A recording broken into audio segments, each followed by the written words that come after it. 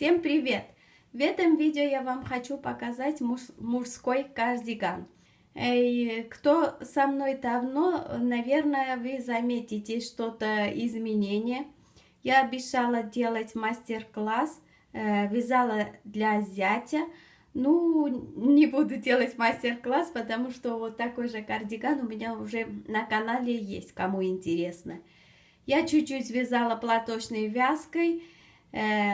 Потом он пришел, браковал, сказал, что хочу, как точки я вязала.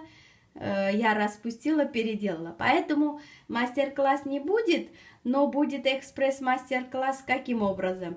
Если кому интересно, я сколько набирала и сколько по сантиметру вышел кардиган, значит посмотрите до конца видео. Там все описание будет в конце. А если кому только посмотреть как идею, вот добро пожаловать. Я вязала кардиган вот на такую пряжу. Там я буду обязательно писать, какой номер. Это черный цвет. Надеюсь, хорошо передает камера. 25% шерсть, а остальное акрил. Потому что мне он такой хотел, чтобы шерсть мало было. Ему не хотелось то колик, то это, и было, чтобы в итоге тоненький получилось, я на тройке вязала. Мне результат очень понравился. Как на него будет, будем посмотреть уже вместе. Если он, дай бог, что не отказывается фоткаться, значит вы тоже увидите. И я вместе с вами. Я там в конце описания все написала, сколько сантиметров получилось, сколько набирала, в кармане сколько. А так, вы сами понимаете, что кадр лазить никак. Размер это он носит S-ку, мужская S-ка, другая, как вы понимаете. Он у меня очень высокий и очень худой, поэтому это спорный вопрос. Я хотя оставляю все эти петельки, но все равно вы должны делать свой расчет. Здесь я вообще, получилось у меня без шва, там я все в том кардигане, я оставлю ссылку, если кто не увидел и кому нравится, там все я хорошо объяснила.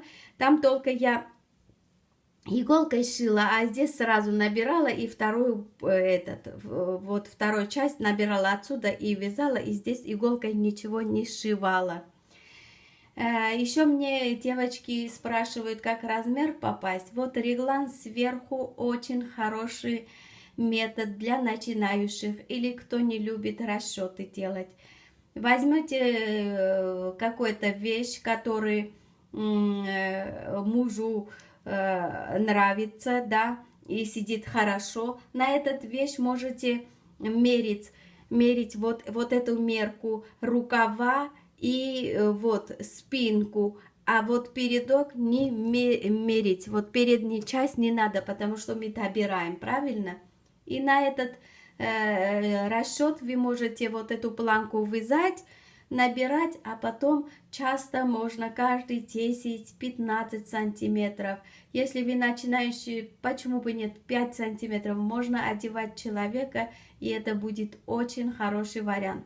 Если вдруг вы увидите, что рукава уже чересчур, вот допустим, я регланную линию вяжу не как по правилу как нам объясняется, делите на 3 части, один часть спина, другой вперед, третий регланная линия делите на 2 и будет вам третий это рукава.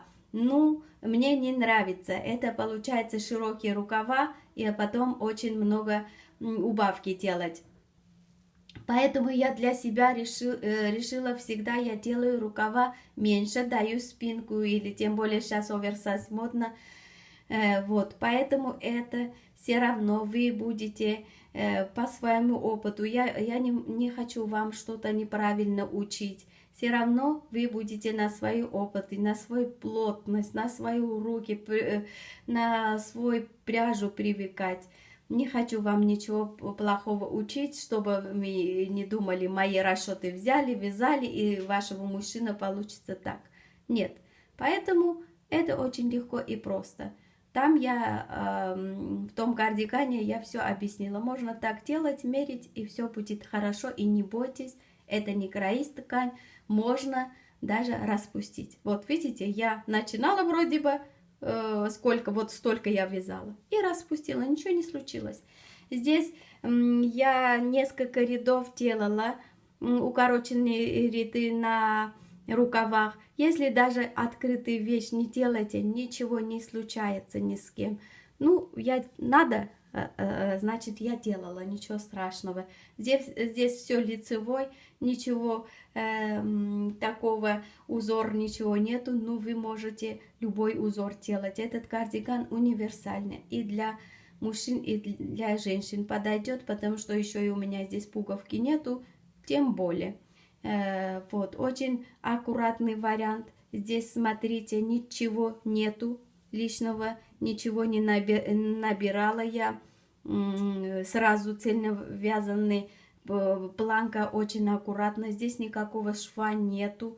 Как прятала кончики, я уже говорила, я вот здесь начинаю не экономно, но зато очень красиво. У меня внутри ни одного этого нету, соединений, нити нету. Я все пустила вот эти краюшки и прятала, и даже мне сейчас трудно найти. После стирки оно ничего не вылезло, ничего. Главное, я очень люблю учиться аккуратно делать, и каждый раз стараюсь. Карманы делала для красоты. Здесь, конечно, ничего положить не надо. Я уже предупредила, зачем вязаную вещь что-то положить. Будет этот пузырек какой-то. Я вот карман в таком виде, вот в таком виде здесь шила, завернула, и здесь обычно шила. На машинке не шила, не люблю вязаные вещи, честно говоря, сильно на машинке шить, потому что я не специалист, может, не так будет шить. Чтобы долго не задержать, вам еще хотела что сказать. Как я сушу первый раз вещи, тем более, которые, вот планка существует, здесь тем более.